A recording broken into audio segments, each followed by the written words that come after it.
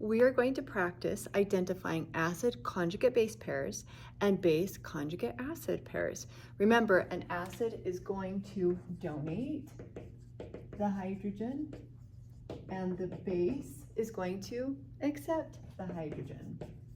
It's going to accept that hydrogen. Okay, so I tell my students, look from reactants to products, and I use the word going. What is it going to do? So I see this phosphate, and here's a hydrogen phosphate. This is going to accept a hydrogen. So this is going to be my base.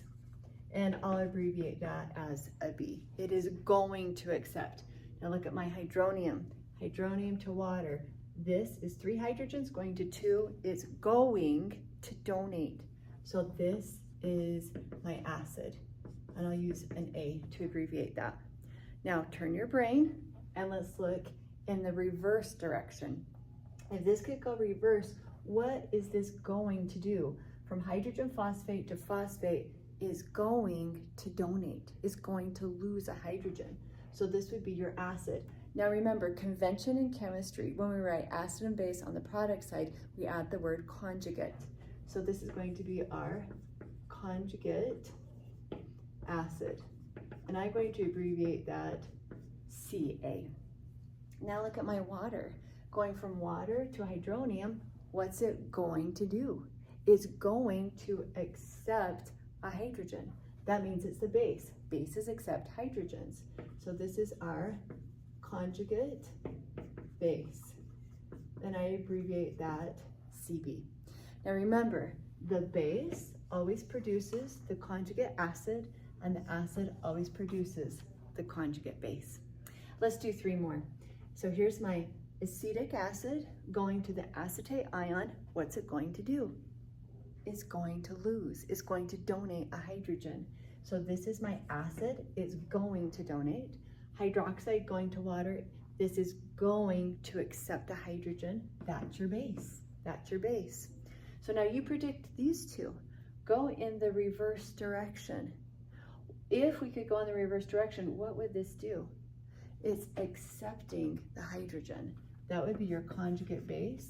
The water would donate the hydrogen, lose a hydrogen. That would be your conjugate acid. And again, look at the pair here. Acid produces conjugate base, base produces conjugate acid. Now the 2 examples that I've given you, these are both completion reactions because they're reacting something weak and strong. When you have a weak with a strong acid, strong base, it always goes to 100% completion. And that's why I have the completion arrows. Now here we have equilibrium. Equilibrium is when you have something weak and weak. So I have here a weak acid, nitrous acid with water, which is also weak. And remember, water's amphoteric. It could be a weak acid or a weak base.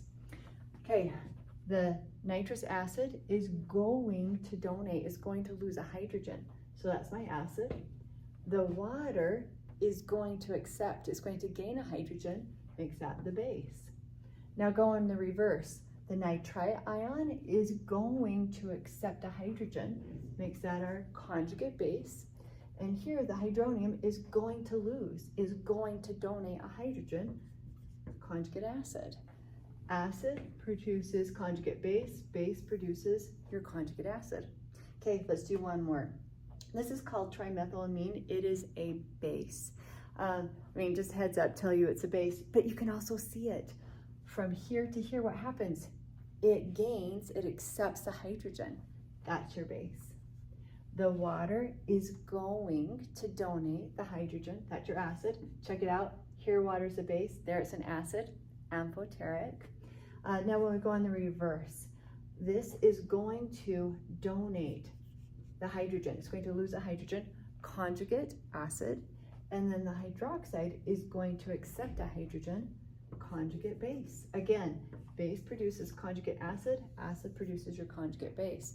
And that gives you your acid conjugate base pairs. Okay, fantastic. Great practice. I'm so proud of you. Thank you for joining me. Please like and subscribe. Believe me, it makes a difference. Old School Chemistry. I'll see you next time. Thanks.